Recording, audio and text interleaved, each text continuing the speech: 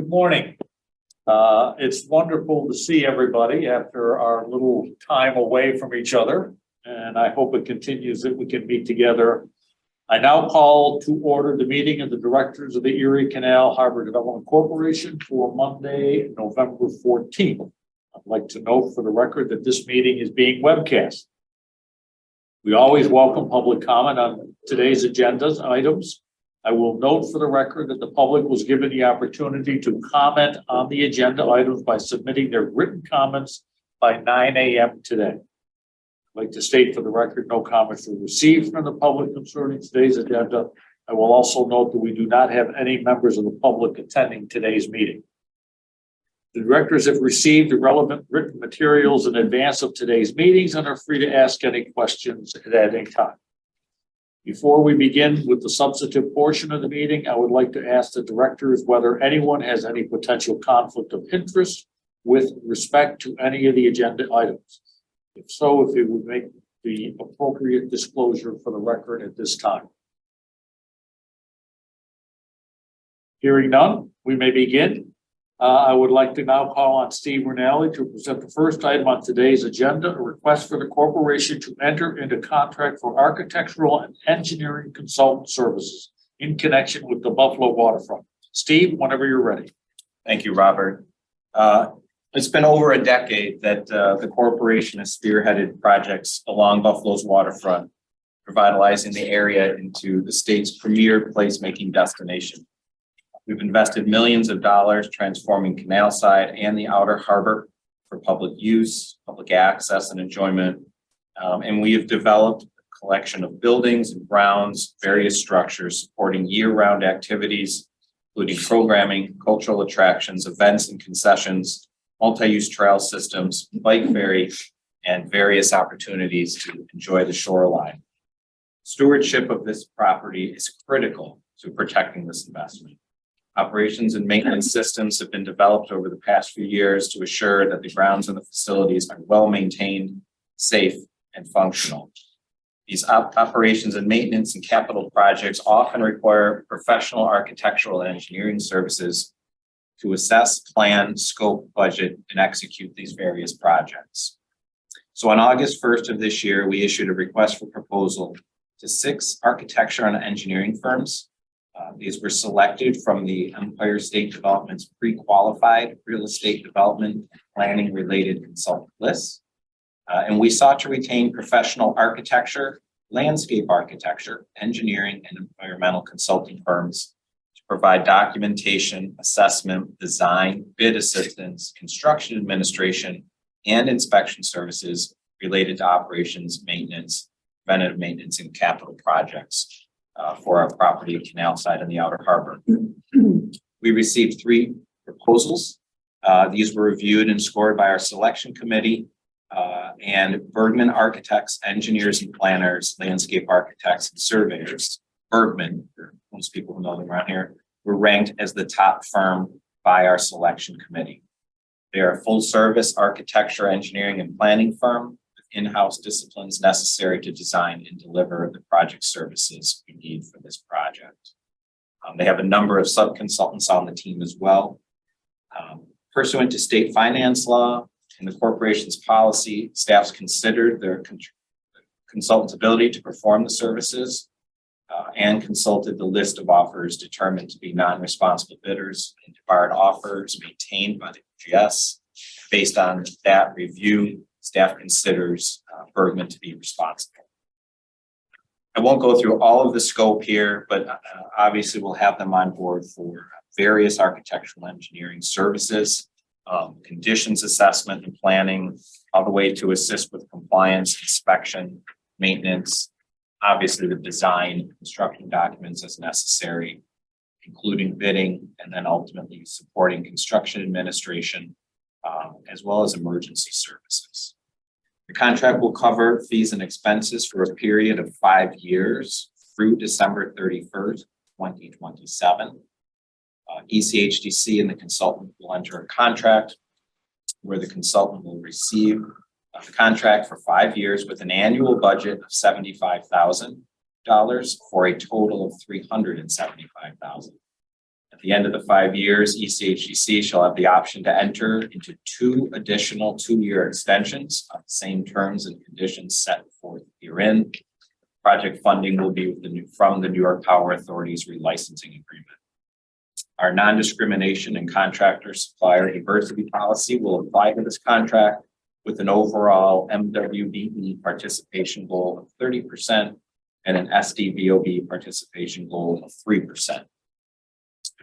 The staff has determined that the action, which involves entering into a contract for the purposes of engaging a design consultant team to undertake assessment, planning, detailed architectural design and engineering without committing the agency to undertake any future project, constitutes a type 2 action defined by seeker and the implementing regulations of the New York State DEC. No further environmental review is required at this time.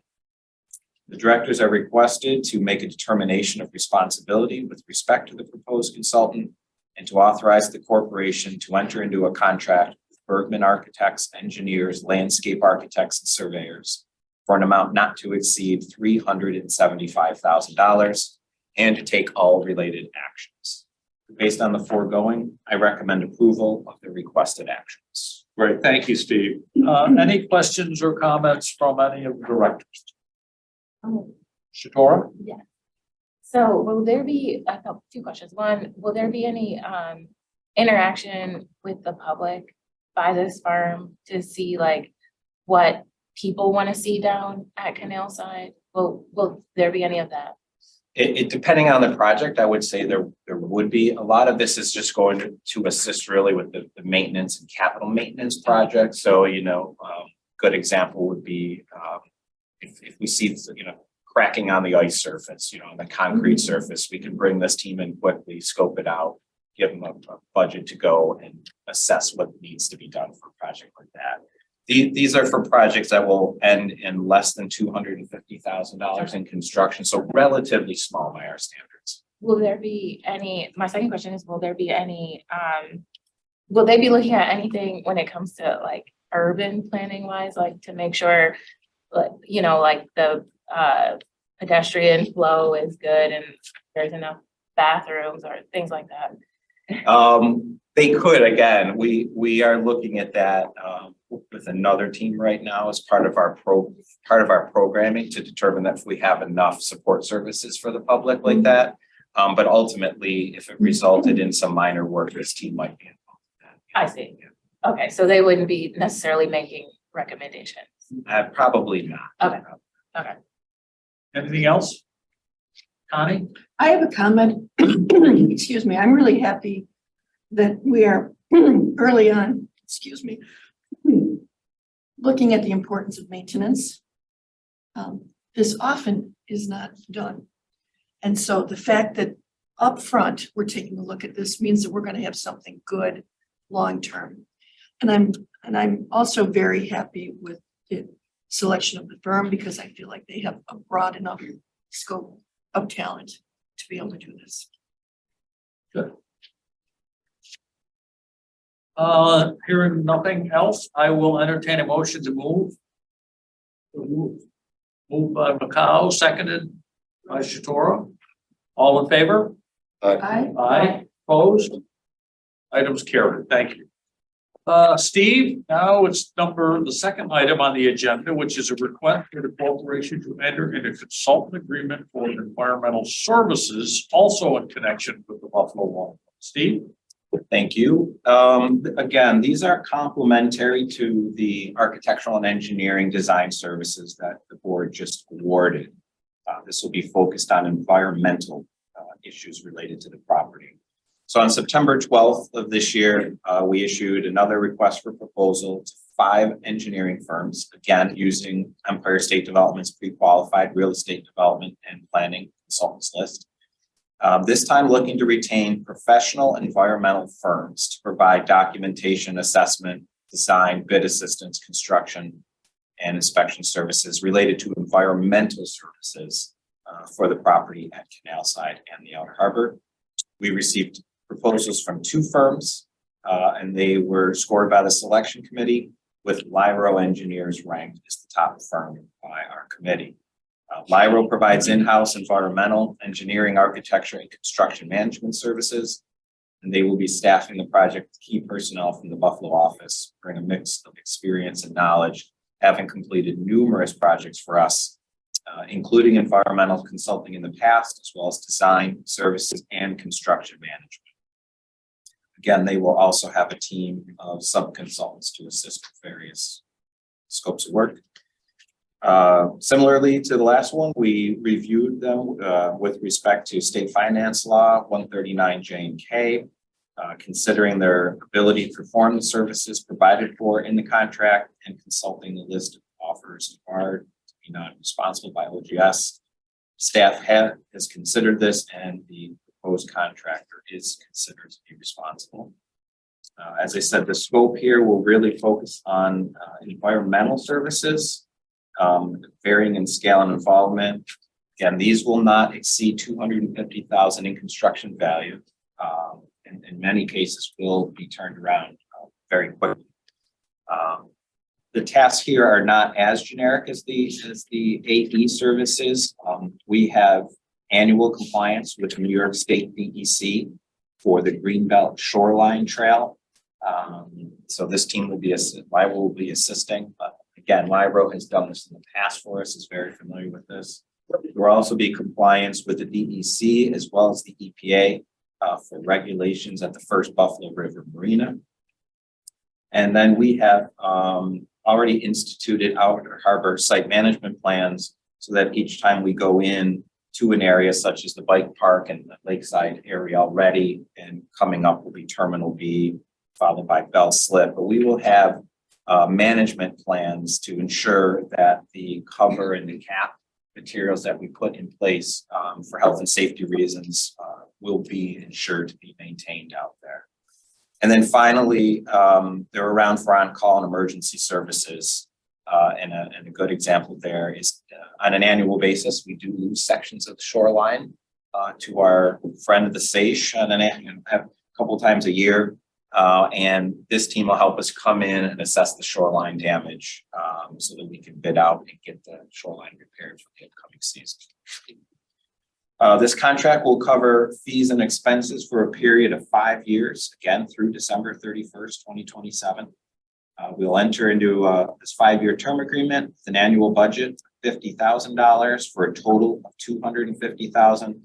And at the end of the 5 years, ECHDC shall have the option to enter into 2 additional 2-year extension on the same terms and conditions set forth herein. Project funding source shall be the New York Power Authority with licensing agreement. Our non-discrimination and contractor and supplier diversity policy will apply to the contract to achieve an overall MWBE participation goal of 30% and an SDVOB participation goal of 3%. Empire staff again has determined the action, which involves entering into a contract for the purposes of engaging a design consultant. It constitutes a type 2 action as defined by seeker and the implementing regulations of the DEC. No further environmental review is required. So the directors are requested to make a determination of responsibility with respect to the proposed consultant and authorize the corporation into a contract with Lyro Engineers, to enter into a contract with Lyro Engineers for an amount not to exceed $250,000 and to take all related actions. Based on the foregoing, I recommend approval of the requested actions. Great, thank you, Steve. Any questions or comments from any directors? Kyle? Yeah, thank you, Robert. Steve, how closely do we oversee these services which are being provided? Do we have in-house expertise to oversee what's going on? We do. We've sort of built a small operations and maintenance team over the past couple of years. Chris Kemis heads up, she's our director of property, and she heads up the group. But Chris Catanzaro has been involved in overseeing and managing many of these projects. And we just added Ray Cole, who was formerly with Be Our Guest.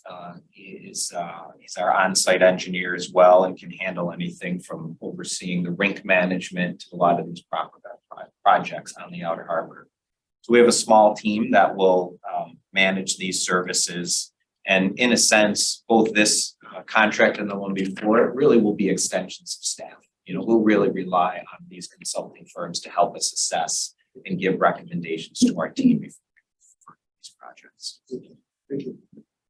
Mike, I think we're all aware that Waterkeeper has launched this large study of shoreline erosion and water level problems. And that, is this the firm that we'll be using to interact with them in that study, or are we doing that at a staff level? We are actually attending those meetings, it is at the staff level. And you're talking about the coastal resiliency study that they're undertaking. Yeah, we are a part of that at the staff level, but ultimately, you know, a lot of the information, especially when it comes to the sage damage we've had, we're providing that to that coastal resiliency group so they can better understand our conditions out there. And certainly this team, you know, will at least allow us to sit at the table and be better prepared and better informed. Do we get a report back from them when they're finished with their study? Are they going to share information with us? The Waterkeeper study? Yeah. I expect that we will, yeah, yes. I mean, sorry, Albert. So just to follow up on what you're saying, what Shatora was asking earlier, you know, is there a way for the public to continuously interact with folks like these ones? So that if, for example, the public notices something that is not well done or needs to be done, what kind of mechanism do exist to funnel those kinds of responses?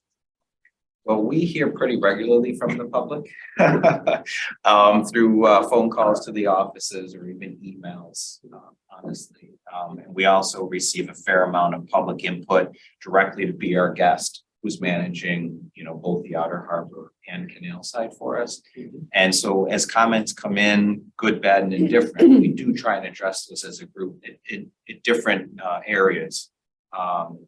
If it's a programming concern, traffic issues, you know, clearing out of parking lots after concerts, as those things bubble up, we deal with those with our guests and our programming staff. If there are issues, people have called to let us know a sign's broken or there's, you know, the trail is starting to wear off in areas like that. And then we would go to our maintenance group, as I said, and if we had to engage the consultant team. Other than that, you know, it's we've had a couple of opportunities in the past, obviously with our outer harbor planning, even our canal side planning, we've had a fair amount of public meetings in the last couple of years, information sessions to gather. So we try and do that on our larger scale projects, but we receive a lot of comments throughout the year. Yeah, so this may not be the right time and place to ask this question, but you know, it seems to me that a regular sort of process of receiving public comment will be very important. And I was wondering if we have an office which is dedicated to just receiving comments. A number of NGOs in the area that do this kind of work on the environment. And I'm just wondering how we process their concerns. It seems to me that if we don't have such an office, I don't know how it will be resourced. You know, just to receive comments regularly. People know there's a hotline or there's a place where they can deposit, you know, their disagreements. Right. Yeah, well, we should talk about that more. I mean, like I said, I think a number of people who do comment regularly know how to get a hold of us, but for those who don't, certainly, I think it's, again, one of the projects we are moving forward with. At the last meeting, we brought on a construction manager for the Gateway building. The Gateway building approved that, and the next couple of steps that would be open at Canal Side in a few short years, and that will give us a physical presence. ECHDC would have a more physical presence at Canal Side where people could come in on a regular basis too. So that might be another way. I mean, it is something, Robert, that I think we should discuss further. So, well, we're constantly interacting with the public, whether it be we run into the mayor, the county executive, or elected officials. But I think I would say that you can't do enough of it. I guess people would probably suggest maybe you could do more, but and we're always open for people to comment, and just like our agendas like today, I mean, we're now back in person, so I think anyone commenting could easily come to a meeting and make a comment. But I think, Shatora, your point was about people who are not ordinarily sort of hooked into Right. there are people who ordinarily, follow what we do and so on. I don't disagree with you, McCall, but I would suggest that, I think we're pretty receptive to allowing people, giving them the opportunity to comment, whether in writing or messaging, and, most of our phone numbers are in the phone book. I mean, so, I can easily, I don't think that's, I haven't heard in the 10 years that I've been chair of any more than 10 years, any issues that were not open to public comment and listening to, and how many times have we revived the Outer Harbor plan? Yeah, we did have nearly a 6-year planning Yeah. process for that, which is a little more than. So- And I would also couch my comments in the fact that we're doing longish term contracts with private companies that are making decisions for the visitors of this space. And so I think it's just important to, whether it's a public comment or a survey or some type of information gathering, to know what the visitor experience is to the Outer Harbor and Canal side as things are evolving and changing over time. Is it pedestrian friendly? Is it bike friendly? Is it welcoming to everyone? Are there, what I mean? Like, whatever those, whether there's, short-term, mid-term, or long-term decisions that these firms are able to make, I am just concerned that that those folks understand what the needs are of the people who actually come to Canal Side, so that we can keep visitorship high. Yeah, and I think what you're suggesting, though, reaching out to sort of the customer, right, and making sure they're happy with what we're doing or interested to see other things happen. And to Macau's point, that the visitor is reflective of the community as well, so that we're not over catering maybe to one demographic and leaving out another. Yeah, we're beating a dead horse, but I think one, so what is the profile of the visitor who goes to have this experience? Have we done work on that issue? And are some areas of the city, for example, or the region, left out, or not aware of what's going on, for them to enjoy it? I'm just thinking that, Buffalo has a very large poor population, but poverty is not a reason to not enjoy your environment, right? The fullness of life is enjoyed that way. So I'm just thinking that, it is a subject I have not looked at carefully, but one which gives me pause, because I think the profile of the average visitor may not represent the diversity of the. I have a comment. Connie and then Mike. I think Mike was first. Go ahead, you go ahead. Well, I guess I would just like to address this. I often am at Canal Side and the Outer Harbor, and I'm saying about probably almost once a week. And I'm very, very pleased just with my own visual observation of the diversity of people that are there. And I'm happy with what I see, because I was really worried about your point, because I thought when we started all of this, I was really afraid that it would not end up that way. Maybe I should visit more. Well, but maybe so, because the more you go there, you really do realize, There is, I think one of the biggest problems we have is connection, is getting people there. Sure. I think we've got to do a better job of that. But I've been pretty happy with it. Have you been when you visited, or do you see something different in me? Not to, okay, thanks, Mike. I'll just say, I spend a lot of time at the Outer Harbor and Canal side, and I do see diversity, right? So I can look and I can see diversity. Again, just to Macau's point, I think making sure that everyone, regardless of their income, can enjoy it too. But there are a few things, right? The Canal side is right next to BMHA housing, right? We also we have different resources in place where like the carousel is only $1 per ride. And I think if we maybe don't have the ability to pull those demographics, places like Explore More or the carousel could help us kind of get that profile of who the average visitor is specifically to Canal side. The Outer Harbor is a bit different. It's a bit harder to get out there.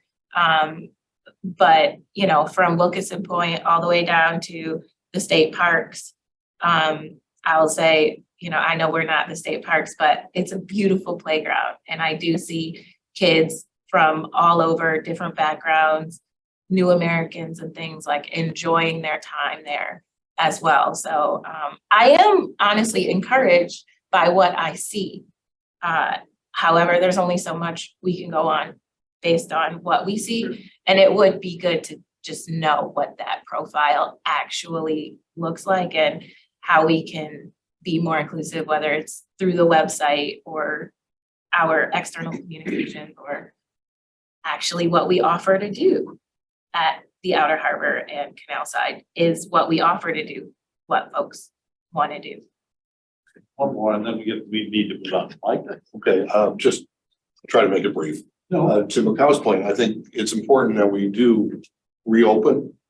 We're in this transition now. We're going from the closed down era, the dark ages of pandemic and whatever, to reopening to the public in terms of having in-person meetings and that. I think it's important that our website have a portal for the public to comment, and somebody monitors that portal frequently so that we have interaction as much as we can on that. As an operator of an attraction on the Outer Harbor, the lighthouse site, I can tell you diversity is something I was concerned with for a long time. Maritime heritage is for a long time has been a white domain, and that has changed. There's been a sea change in that, bad pun. But in terms of visitation at the lighthouse, for some reason we have very strong Hispanic visitation rates these days, last couple of years, which is really good. The Outer Harbor, I'm out there a lot, obviously, and I see a lot of diversity in usage of the walkway paths, the small boat harbor area, and that, and coming to the lighthouse. At the lighthouse, we've had visitors from every state, every major territory, including Guam, and from 42, maybe 43 other countries. So there's a lot of diversity. To the point of Canal side, as you're aware, we're working up on 2025 as the bicentennial of the Erie Canal. And we have, as part of that, developed visitor experience studies, briefs, and we're now through that and then working on exhibit briefs. But those profile visitors that we expect at the bicentennial, and it developed themes of inclusivity, diversity, and making that whole site extremely welcoming to everybody during that. There's a public art installation involved in that planning process. And believe me, the board will get into this in a lot more depth as we get a little bit closer. But there's an immigration art installation that'll be part of that. That'll help us tell that story.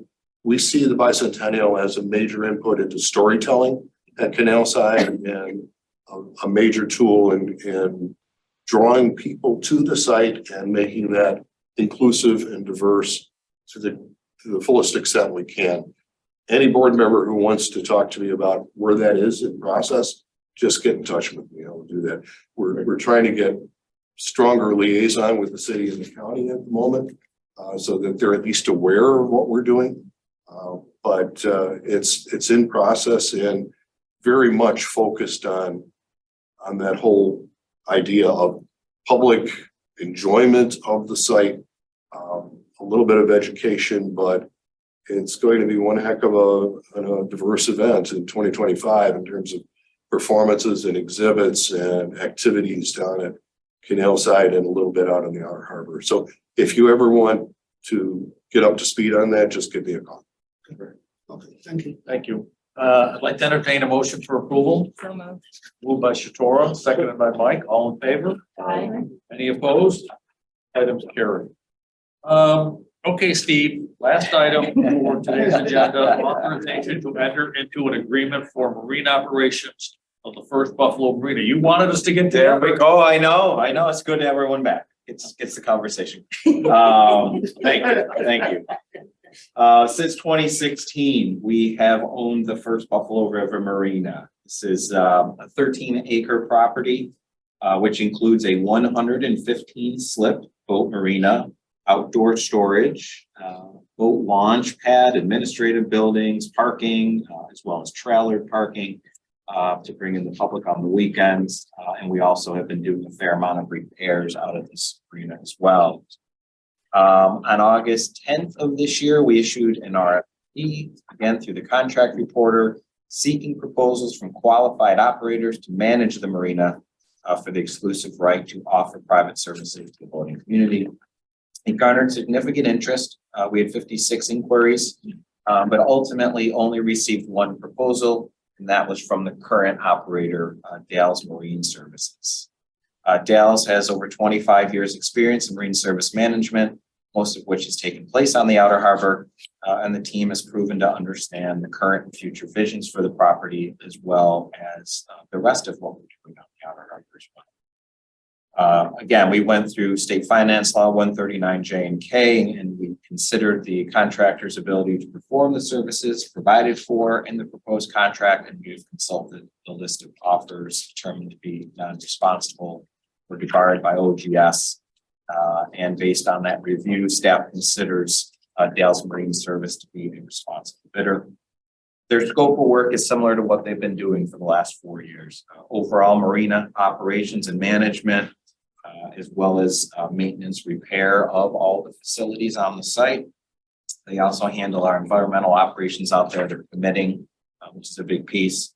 They handle all security, utilities, trash and debris, as well as hold insurance and indemnify us.